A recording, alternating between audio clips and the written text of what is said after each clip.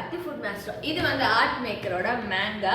This is the Masterclass collection and this includes 5 sketch pens. I mean markers. In back side, we have a 48-page instructional book plus 32 pages practice and 5 double-ended markers. So let us unbox. So this slide panninga sketch pens so this has 2 sides, I mean fine liner and the large.